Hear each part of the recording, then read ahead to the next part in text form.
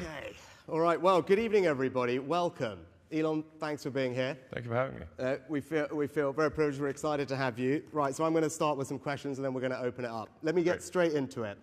So, Bill Gates said, "There is no one in our time who has done more to push the bounds of science innovation than you." Well, it's kind of him to say. Yeah, well, that's it. That's a nice thing to have anyone say about you. Nice coming from Bill Gates. But oddly enough, when it comes to AI, actually, for around a decade, you've almost been doing the opposite and saying, hang on, we need to think about what we're doing and what we're pushing here and what do we do to make this safe and actually maybe we shouldn't be pushing as fast or as hard as we are. Like, I mean, you've been doing it for a decade. Like, what was it that caused you to think about it that way and why do we need to be worried? Yeah, I've been somewhat of a Cassandra for quite a while, where people would, I would tell people, like, we should really be concerned about AI. They'd be like, what are you talking about? Like, they've never really had any experience with AI. But since I was immersed in technology, I have been immersed in technology for a long time, I could see it coming. But I think this year was, there have been a number of breakthroughs. I mean, the point at which someone can see a dynamically created video of themselves, like somebody can make a video of you saying anything in real time, or me. So there's sort of the deepfake videos, which are really incredibly good. In fact, sometimes more convincing than real ones. And deep real. And then obviously things like ChatGPT were quite remarkable. Now I saw GPT-1, GPT-2, GPT-3, GPT-4, the whole sort of lead up to that. So it was easy for me to kind of see where it's going. If you just sort of extrapolate the points on a curve and assume that trend will continue, then we will have profound artificial intelligence, and obviously at a level that far exceeds human intelligence. But I'm glad to see at this point that people are taking safety seriously, and I'd like to say thank you for holding this AI safety conference. I think actually it will go down in history as being very important. I think it's really quite profound. And I do think overall that the potential is there for artificial intelligence, AI, to have most likely a positive effect and to create a future of abundance where there is no scarcity of goods and services. But it is somewhat of the magic genie problem, where if you have a magic genie that can grant all the wishes, usually those stories don't end well. Be careful what you wish for, including wishes. Yeah. So you talked a little bit about the summit, and thank you for being engaged in it, which has been great, and people enjoyed having you there, participating in this dialogue. Now, one of the things that we achieved today in the meetings between the companies and the leaders was an agreement that externally, ideally governments, should be doing safety testing of models before they're released. Yeah. I think this is something that you've spoken about a little bit. It was something we worked really hard on because my job in government is to say, hang on, there is a potential risk here, not a definite risk, but a potential risk of something that could be bad. Yeah. My job is to protect the country. Yes. And we can only do that if we develop the capability we need in our safety institute and then go in and make sure we can test the models before they are released. Delighted that happened today, but what's your view on what we should be doing, right? You've talked about the potential risk, right? Again, we don't know, but what are the types of things governments like ours should be doing to manage and mitigate against those risks? Well, I generally think that it is good for government to play a role when the public safety is at risk. So, really for the vast majority of software, the public safety is not at risk. I mean, if the app crashes on your phone or your laptop, it's not a massive catastrophe. But when you're talking about digital superintelligence, I think, which does pose a risk to the public, then there is a role for government to play to safeguard the interests of the public. And this is, of course, true in many fields, aviation, cars. I deal with regulators throughout the world because of Starlink being communications, rockets being aerospace, and cars, being vehicle transport. So I'm very familiar with dealing with regulators, and I actually agree with the vast majority of regulations. There's a few that I disagree with from time to time, but 0.1% probably, or less than 1% of regulations I disagree with. So, and there is some concern from people in Silicon Valley who've never dealt with regulators before, and they think that this is going to just crush innovation and slow them down and be annoying. But and it will be annoying. It's true. They're not wrong about that. But I think we've learned over the years that having a referee is a good thing. And if you look at any sports game, there's always a referee. And nobody's suggesting, I think, to have a sports game without one. And I think that's the right way to think about this, is for government to be a referee to make sure the sportsmanlike conduct and that the public safety is is addressed, that we care about the public safety. Because I think there might be at times too much optimism about technology, and I say that as a technologist. I mean, so I ought to know. And like I said, on balance, I think that the AI will be a force for good, most likely, but the probability of it going bad is not 0%. Yeah. So we just need to mitigate the downside potential.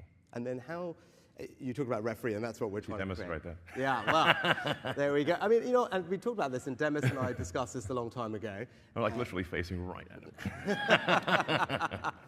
And actually, Demis, to his credit and the credit of people in the industry, did say that to us. Yeah. I think, Demis said it's not right that Demis and his colleagues are marking their own homework, right? There needs to be someone independent, and that's why we've developed the Safety Institute here. I mean, do you think governments can develop the expertise? One of the things we need to do is say, hang on, Demis, Sam, all the others have got a lot of very smart people doing this. Governments need to quickly tool up capability-wise, personnel-wise, which is what we're doing. I mean, do you think it is possible for governments to do that fast enough, given how quickly the technology is developing, or what do we need to do to make sure we do it quick enough? No, I think it's a great point you're making. The pace of AI is faster than any technology I've seen in history by far, and it seems to be growing in capability by at least 5-fold, perhaps 10-fold per year. It'll certainly grow by an order of magnitude next year. Yeah. So, and government isn't used to moving at that speed. But I think even if there are not firm regulations, even if there isn't an enforcement capability, simply having insight and being able to highlight concerns to the public will be very powerful. So even if that's all that's accomplished, I think that will be very good. Okay. Yeah, well, hopefully we can do better than that. Hopefully, yeah. Yeah. No, but that's helpful. Actually, we were talking before. It was striking. You're someone who spent their life in technology, living Moore's Law.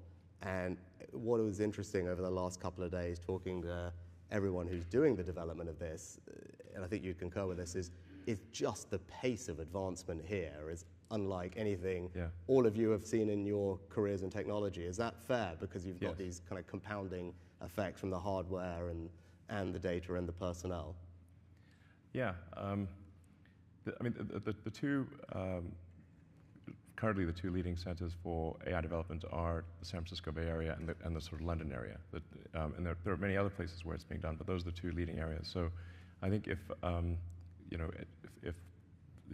United States and the UK and China are sort of aligned on safety, that's all going to be a good thing, because that's where the leadership is generally. I mean, it's interesting, you mentioned China there. So I took a decision to invite China to the summit over the last couple of days. And it was not an easy decision. A lot of people criticized me for it. My view is if you're going to try and have serious conversation, you need to. But what would your thoughts? You do business all around the world. You just talked about it there. Yeah. Should we be engaging with them? Can we trust them? Is that the right thing to have done? If China is not on board with AI safety, it's somewhat of a moot situation. The single biggest objection that I get to any kind of AI regulation or sort of safety controls are, well, China's not going to do it, and therefore they will just jump into the lead and exceed us all. But actually, China is willing to participate in AI safety, and thank you for inviting them. And they, I think we should thank China for attending.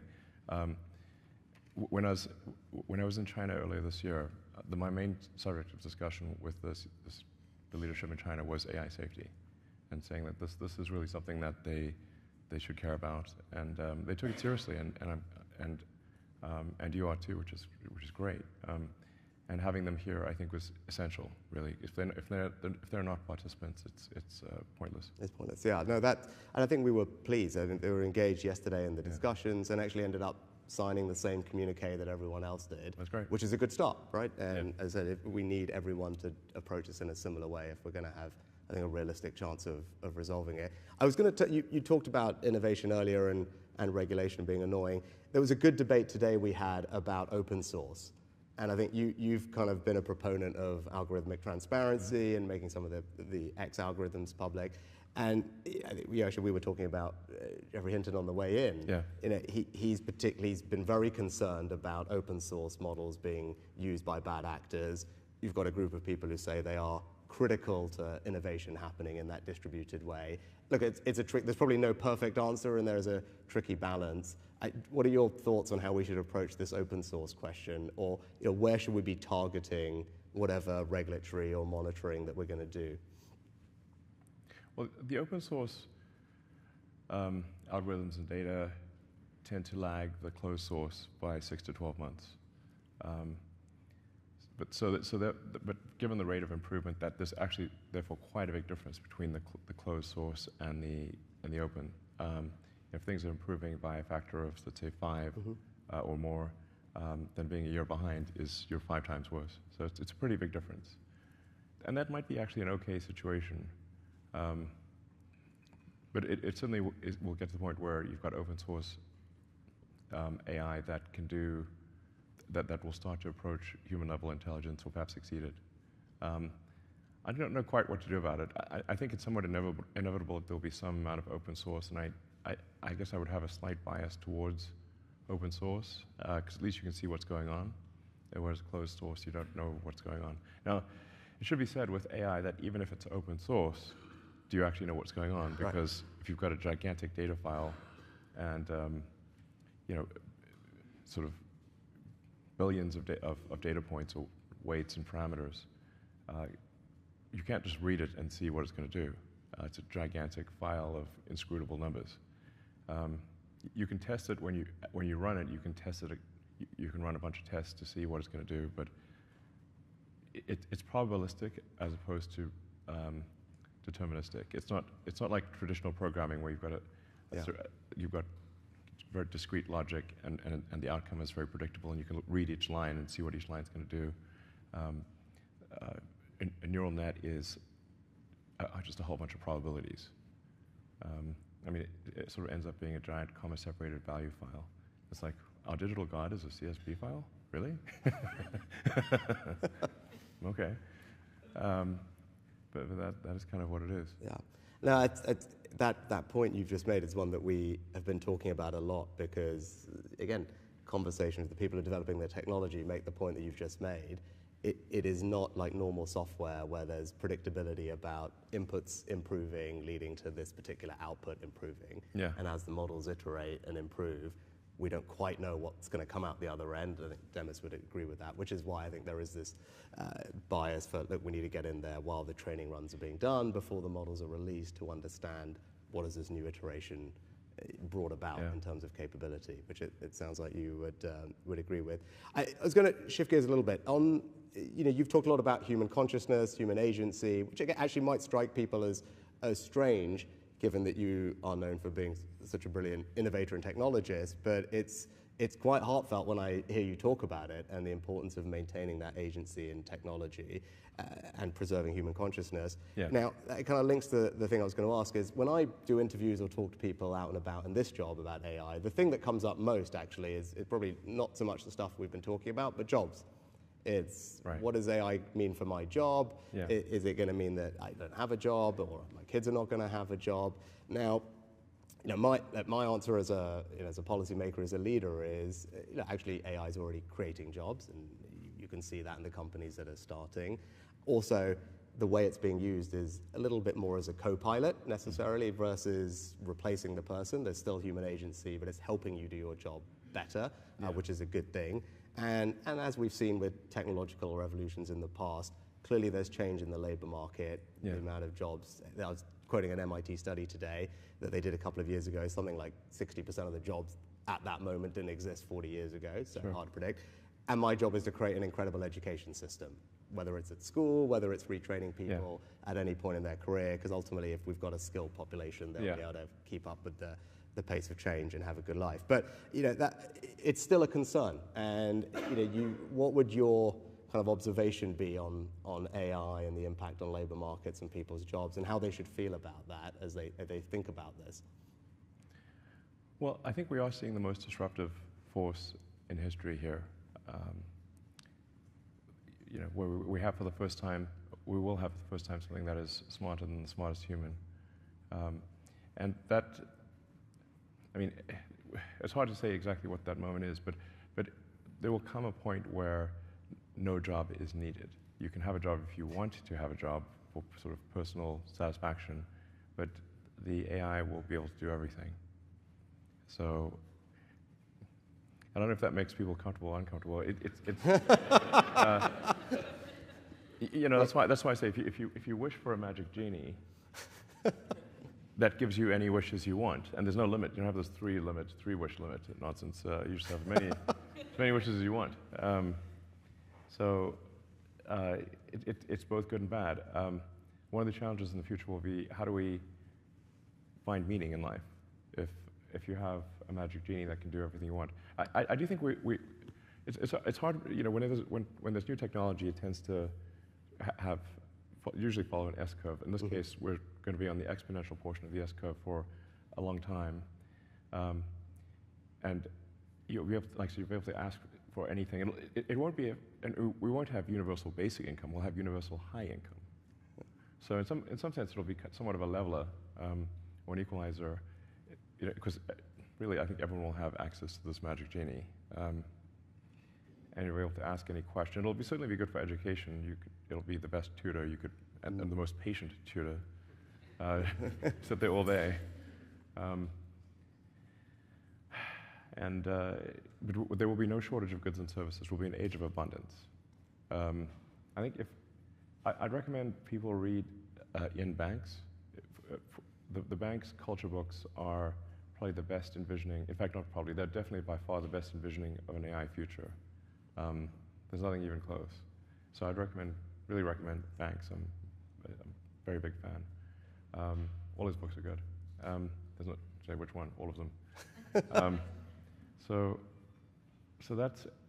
that'll give you a sense of what is I guess, a fairly utopian or protopian future with AI. Yeah. Which is good from as you said, it's a universal high income, which is a nice phrase, and it's good from a kind of materialistic sense, age of abundance. Actually, that it kind of then leads to the question that you posed, right? I'm someone who believes work gives you meaning, right? I talk a lot about that as I think work is a good thing. It gives people purpose in their lives, and if you then remove a large chunk of that, what does that mean, and where do you get that? Yeah. Where do you get that drive, that motivation, that purpose? I mean, you were talking about it. You work a lot of hours. I do. As I was mentioning when we were talking earlier, I have to somewhat engage in deliberate suspension of disbelief because if I'm putting so much blood, sweat, and tears into a work project and burning the 3 a.m. oil, then I'm like, wait, why am I doing this? I can just wait for the AI to do it.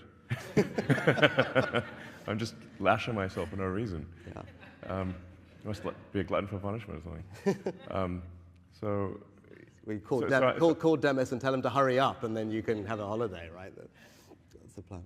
Yeah, no, it's a tricky thing, because I think part of our job is to make sure that we can navigate to that very, I think, largely positive place that you're describing, it is, I think, and help people through it between now and then, because these things bring a lot about a change in the labor market, as we've seen. Yeah, I think it probably is generally a good thing, because there are a lot of jobs that are uncomfortable or dangerous or sort of tedious, and the computer will have no problem doing that. They're happy to do that all day long. So, it's fun to cook food, but it's not that fun to wash the dishes. But the computer is perfectly happy to wash the dishes. And I guess there is, we still have sports like where humans compete in like the Olympics, and obviously a machine can go faster than any human, but we still humans race against each other. and have have these sports competitions against each other where even though the machines are better, they're still, I guess, competing to see who can be the best human at something. Yeah. And people do find fulfillment in that. Yeah. So I guess that's perhaps a good example of how even when machines are faster than us, stronger than us, We still find a way. we still enjoy competing against other humans to at least see who's the best human. Yeah. That's a good analogy. And we've been talking a lot about managing the risks. Just before we move on and finish on AI, is just talk a little bit about the opportunities. You're engaged in lots of different companies, Neuralink being an obvious one, which is doing some exciting stuff. You touched on the thing that I'm probably most excited about, which is in education. Yeah. And I think many people will have seen Sal Khan's video from earlier this year, his TED Talk about, as you talked about, it's like personal tutor. Yeah, personal tutor, an amazing personal tutor. An amazing personal tutor, and we know the difference in learning. Having that personalized tutor is incredible compared to classroom learning. So if you can have every child have a personal tutor specifically for them that then just evolves with them over time, that could be extraordinary. And so that, for me, I look at that, I think, gosh, that is within reach at this point, and that's one of the benefits I'm most excited about. Like when you look at the landscape of things that you see as possible, what is it that you are particularly excited about? I think certainly AI tutors are going to be amazing. Perhaps already are. I think there's also perhaps companionship, which may seem odd because how can the computer really be your friend? But if you have an AI that has memory, and remembers all of your interactions and has read you can say like give it permission to read everything you've ever done. So it really will know you better than anyone, perhaps even yourself. And where you can talk to it every day, and those conversations build upon each other, you will actually have a great friend. As long as that friend can stay your friend and not get turned off or something. Don't turn off my friend. But I think that will actually be a real thing. And one of my sons is sort of has some learning disabilities and has trouble making friends actually. And I was like, well, an AI friend would actually be great for him. Oh, okay. That was a surprising answer, but that's actually worth reflecting on. That's really interesting. I mean, we're already seeing it actually as we deliver, psychotherapy anyway, now doing far more by digitally and by telephone to people, and it's making a huge difference. And you can see a world in which actually, AI can provide that social benefit to people. Just a quick question on X, and then we should open it up to everybody. You made a change. Made many changes, but quite a few. One of the changes. You love that letter. Yeah. I've got a real thing about it. You really do. You really do. One of the changes, which kind of goes into the space that we have to operate in this balance between free speech and moderation is something we grapple with as politicians. Sure. You were grappling with your own version of that, and you moved away from a kind of manual human. Way of doing it, the moderation, to the community notes, and I think that's it was an interesting change, right? It's not what everyone else has done. It would be good. What was the reasoning behind that, and why do you think that is a better way to do that?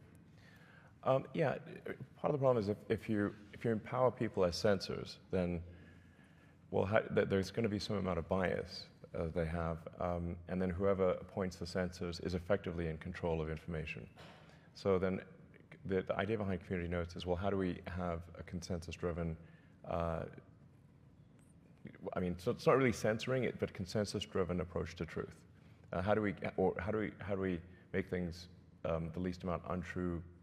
Like you can say, like, one can't perhaps get to pure truth, but you can aspire to be more truthful. So the thing about community notes is it doesn't actually delete anything, it simply adds context. Now that context could be, this thing is untrue for the following reasons. But importantly with community notes, everything is open source actually, so you can see the software, every line of the software, you can see all of the data that went into a community note, and you can independently create that community note. So if you see manipulation of the data, you can actually highlight that and say, well, there appears to be some gaming of the system, and you can suggest improvements. So it's maximum transparency, which is, I think, combined with the kind of wisdom of the crowds and transparency to get to a better answer, isn't it? And really, one of the key elements of community notes is that in order for a note to be shown, people who have historically disagreed must agree. And there is a bit of AI usage here. So we'll populate a parameter space around each contributor to community notes, and then a parameter space. So everyone's got basically these vectors associated with them. So it's not as simple as right or left. It's saying it's several hundred vectors that because things are more complicated than simply right or left. And then we'll do sort of inverse correlation. Say like, okay, these people generally disagree, but they agree about this note. Okay, so then that gives the note credibility. Okay. Yeah, Oh, that's the core of it, and it's working quite well. Yeah. I've yet to see a note actually be present for more than a few hours that is incorrect. So the batting average is extremely good. And when I ask people, say, oh, they're worried about community notes sort of being disinformation, I'm like, send me one, and then they can't. So I think it's quite good. I mean, the general aspiration is with the X platform is to inform and entertain the public, and to be as accurate as possible and as truthful as possible, even if someone doesn't like the truth. You know, people don't always like the truth. No. Not always. But that's the aspiration, and I think if we stay true to the truth, then I think we'll find that people use the system to learn what is going on, and to learn. I think actually truth pays. So I think it'll be what I mean. Assuming you don't want to engage in self-delusion, then I think it's the smart move.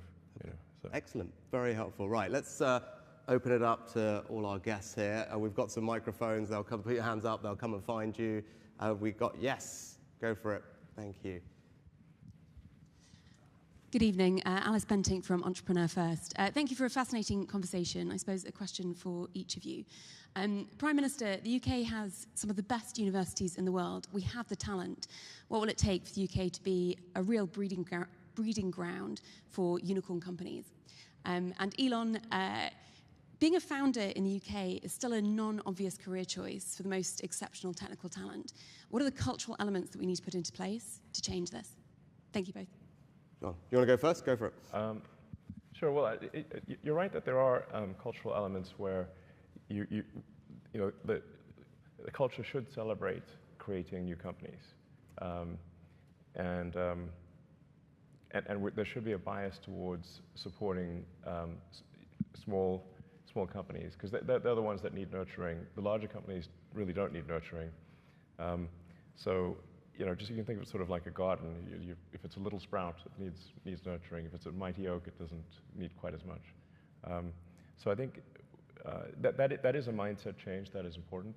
But I should mention that London is, you know, London and San Francisco, or the Bay Area, are really the two centers for AI. So London is actually doing very well on that front. The two leading locations on Earth. And, you know, San Francisco's probably ahead of London, but London's really very strong. Or London area, Greater London, home counties, I guess. Keep going. So I'm just saying objectively this is the case.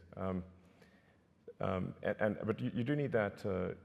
You need the infrastructure. You need landlords who are willing to rent to new companies. You need law firms and accountants that are willing to support new companies, and it's generally it is a mindset change, and I think some of that is happening. But I think really it's just culturally people need to decide this is a good thing. Yeah. No, actually, well, thanks for what you said about the UK. It's something that we work hard on. Lots of people in the room are part of what makes this a fabulous place for innovative companies, including Alice. So, Alice, what I'd say is, you know, my job is to get all the nuts and bolts right, make sure that all of you are starting companies can raise the capital that you need, everything from, you know, your seed funding with our incredible, you know, EIS tax reliefs, all the way through to, you know, your late stage rounds, and we need reform of our pension funds, and the Chancellor's got a bunch of incredible reforms to unlock capital from all the people who have it and deploy it into growth equity, right? That is a work in progress. We're not there yet, but I think we're making good progress. We need talent, we need people, you know, so that means an education system that prioritizes the things that matter and You've seen my reforms. I go on about more maths, more maths, more maths. But I think that is important. But also attracting the best and the brightest here. If you look at our fastest growing companies in this country, and I think it's probably the same in the US, over half of them have a non-British founder. Right? And so that tells you we've got to be a place that is open to the world's best and brightest entrepreneurial talent. So the visa regime that we've put in place, I think, does that, makes it easy for those people to come here. And then actually it's the thing that we spent the beginning of the session talking about, the regulation, right? Making sure that we've got a regulatory system that's pro-innovation, that, yeah, of course we always need guardrails on the things that will worry us, but we've got to create a space for people to innovate and do different things. You know, those are all my jobs. The thing that is tougher is the thing that Elon talked about, which is culture, right? It's how do you transpose that culture from places like Silicon Valley across the world, where people are unafraid to give up the security of a regular paycheck to go and start something and be comfortable with failure. You talk about that a lot. I think you talked about it more when you were playing games, right? But like, you've got to be comfortable failing and knowing that that's just part of the process. And that is it's a tricky cultural thing to do overnight, but it's an important part of, I think, creating that kind of environment. Yeah, if you don't succeed with your first startup, it shouldn't be a sort of a catastrophic career-ending thing. It should be, you know, well, good. I think generally should be like, well, you know, you gave it a good shot, you know, and now try again. And exactly. Yeah. And it's so one thing I was going to mention is, like, obviously creating a company is sort of a high risk, high reward situation, but I don't know quite how it works in the UK. I think it's probably better than continental Europe, but the stock options are very difficult in most parts of Europe. I'm not sure how it is in the UK, but if somebody's basically going to risk their sort of life savings and the vast majority of startups fail. So, I mean, you hear about the startups that succeed, but most startups consist of, you know, a massive amount of work followed by failure. That's actually most companies. And so it's a high risk, high reward, and so the high reward part does need to be there for it to make sense. Yeah, I think that was a very soft pitch for a tax policy. I mean, Chancellor. But actually, I can tell you. So, look, I agree, and we have. I think, relative to certainly European countries, but certainly the US, definitely California, a much lower rate of capital gains tax. Okay. Right. So for those people who are risking and growing something, like, we think the reward should be there at the end. So it's 20% capital gains tax rate. And on stock options, I don't know if we've got anyone from Index Ventures in the room. So, you know, Index, one of our leading VC funds here, they do a regular report looking at most countries' tax treatment of stock options. Yeah. And you know, when I was Chancellor, Treasury Secretary equivalent, you know, we were, I think, down at we were pretty good, but we were 4th or 5th. And I said, we need to, for exactly the reason that you mentioned, I was like, this has got to be the best place for innovators. Yeah. We need to move that up. And I think in the last iteration of that report, we had, because of the changes that Jeremy and I had made, we have moved up to, I think, 2nd from memory. Okay, so great. Hopefully that should give you and everyone else some comfort that we recognize that's important. Because when people work hard and risk things, they should be able to enjoy the rewards of that. High risk, high reward. Yeah, and I think we very much have a tax system that supports that, and those are the values that, you know, I believe in, and I think most of us in this room probably do as well. Right, next question. I've got Seb in front of me, and then I'll come over here. Go on, Seb. Thanks very much. We've talked about some really big ideas, global changing ideas. I'm really interested, particularly in the context of creation of science and technology super hubs and so on. How does that map onto the everyday lives of people living in, say, Austin, Texas, to choose one around you, or in my case, Nottingham, East Midlands? How do you see that evolving for people, you know, every day? The sort of everyday effects of AI? Yeah.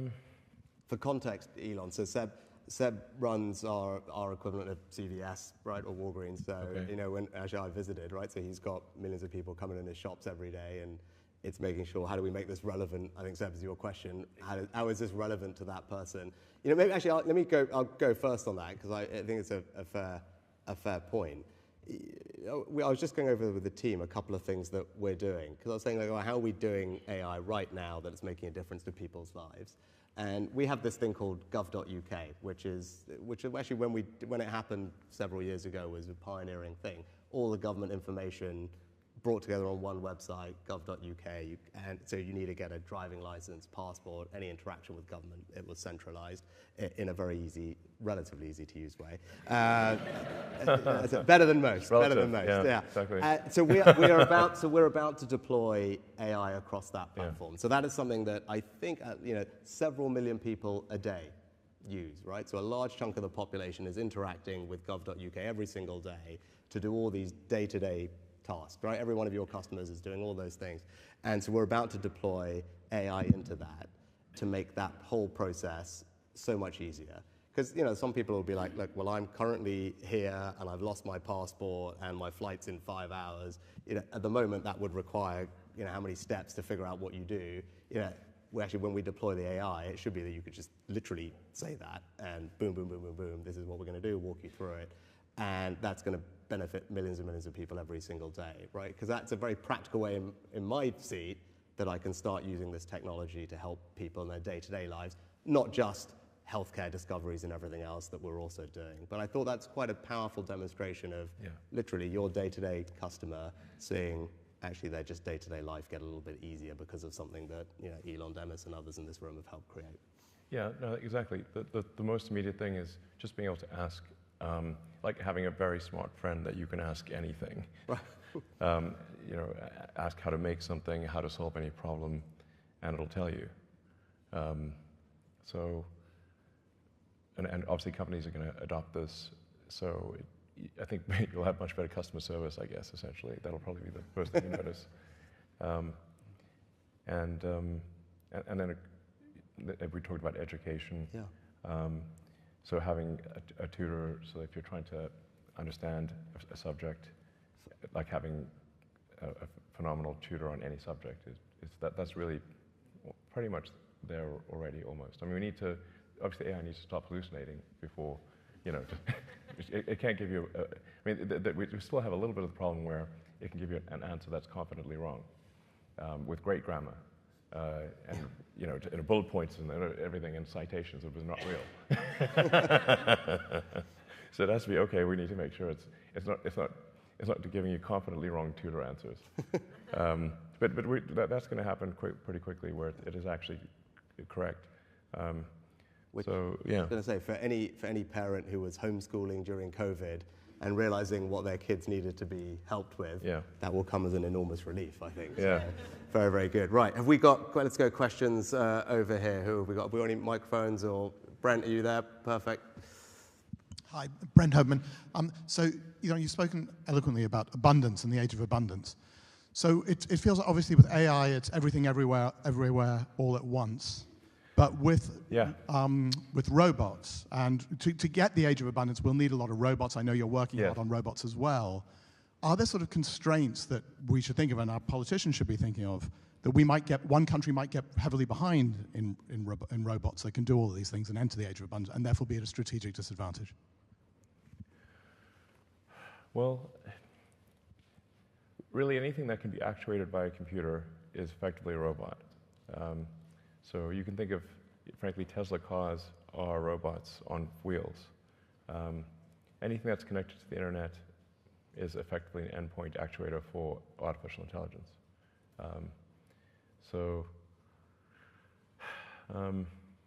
You've got Boston Dynamics. Obviously, they've been making impressive robots for a while. I think they're, at this point, mostly owned by Hyundai, so I guess Hyundai is probably going to make robots that are humanoid and some rather interesting shapes that I wasn't anticipating, like the one that looks like has wheels and looks sort of like a kangaroo on wheels. I'm not sure what that is, but looks a little demented, frankly. But there's going to be all sorts of robots.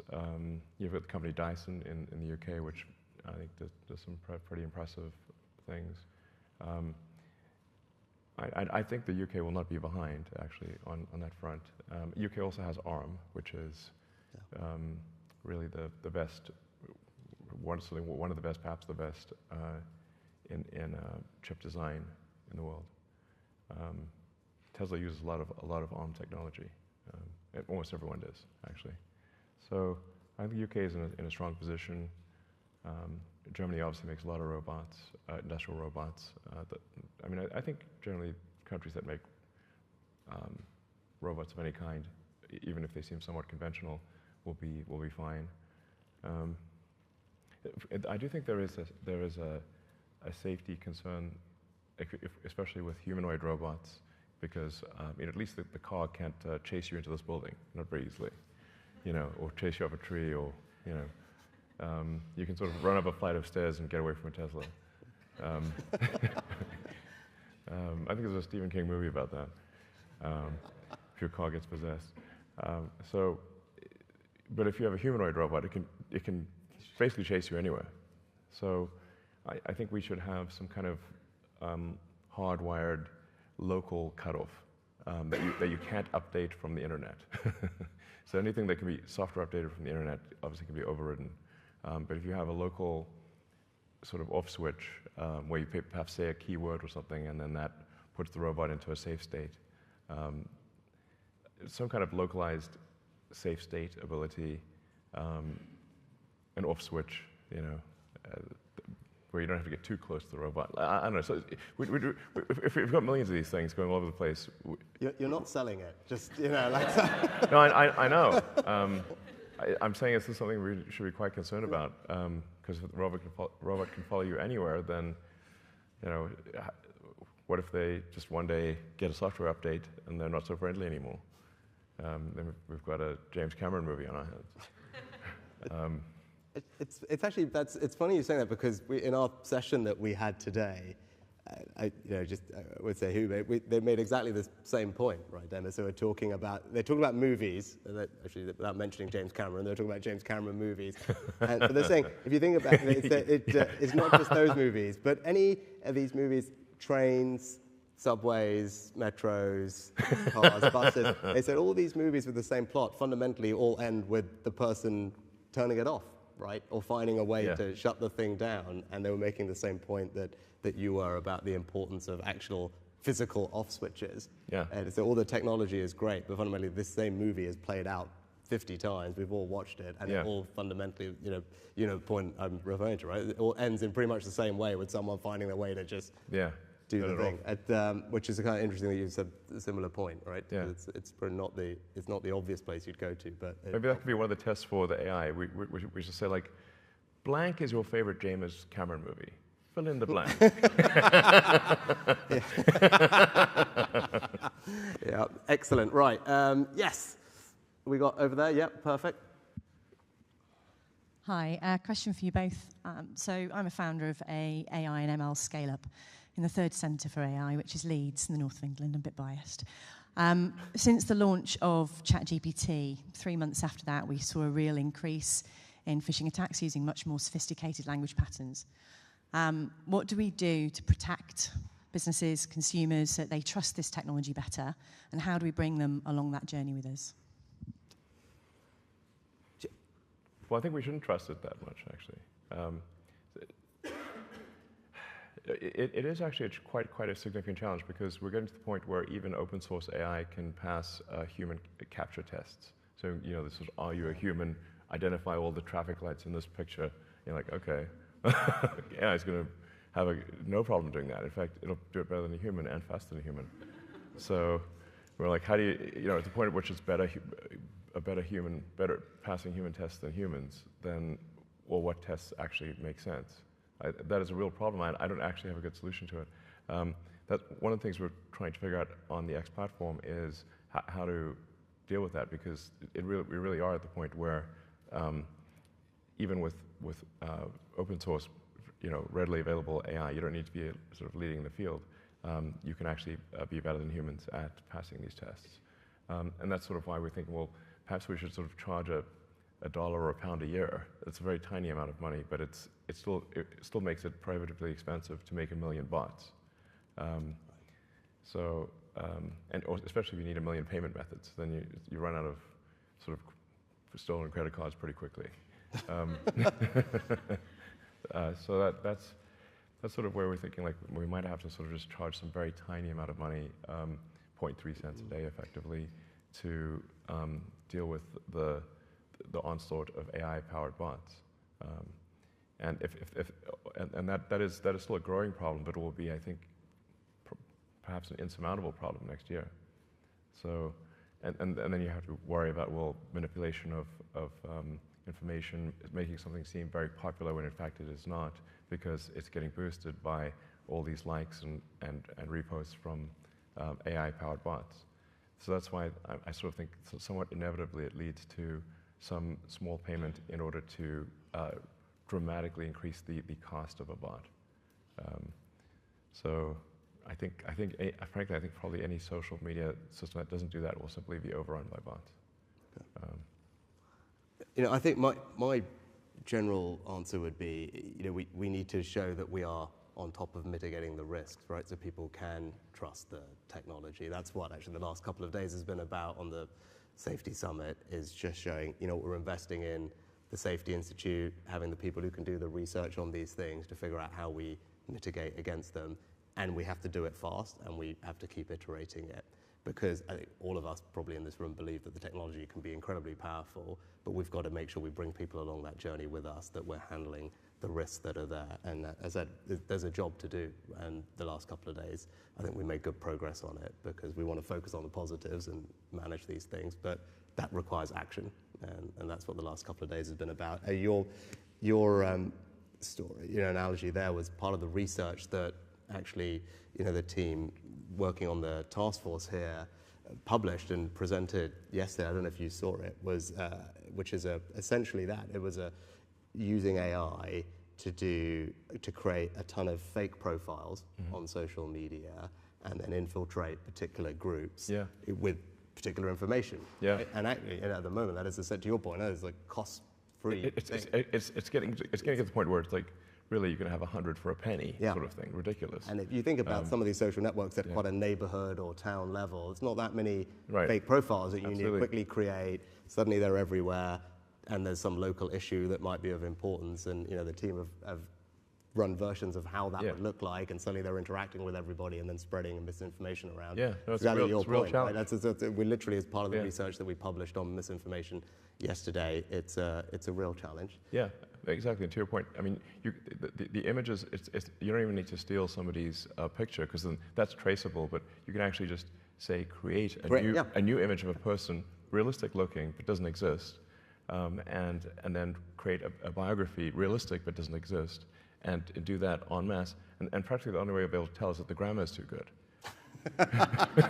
Dead giveaway. Yeah. No typos? Come on.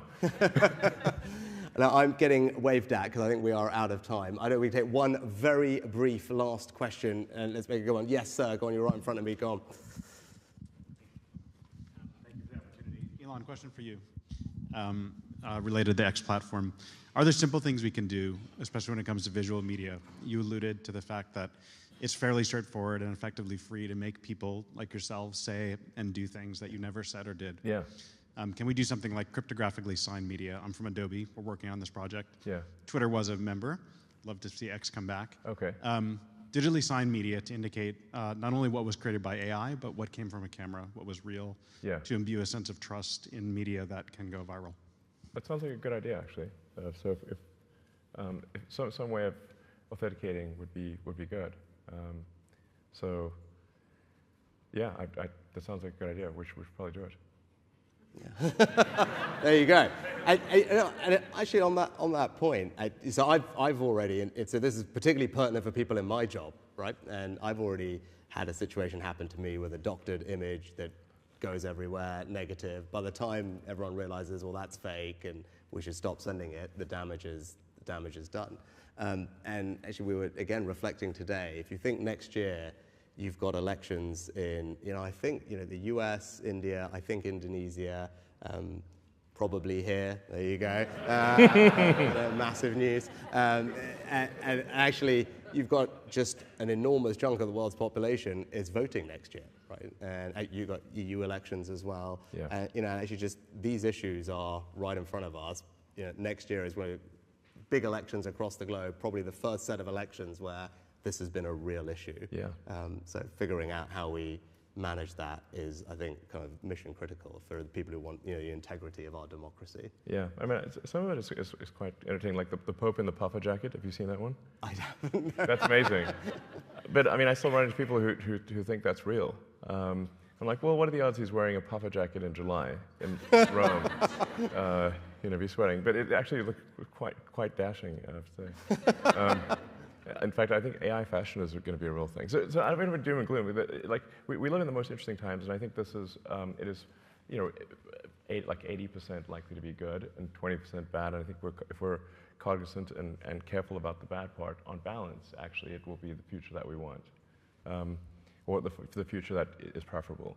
And it actually will be somewhat of a leveler, an equalizer, in the sense that I think everyone will have access to goods and services and education, and so I think probably it leads to more human happiness.